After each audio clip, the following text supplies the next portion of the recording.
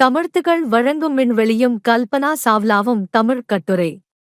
விண்வெளிக்கு பயணம் செய்த முதல் இந்திய பெண்மணி கல்பனா சாவ்லா.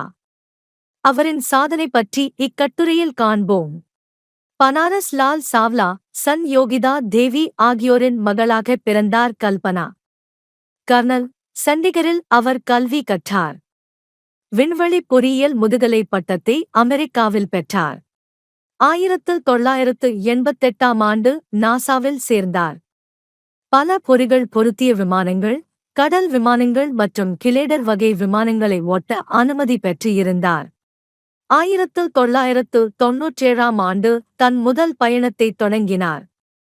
360 மணி நேரம் விண்வெளியில் இருந்து பூமியை 252 முறைகள் வலம் வந்தார்.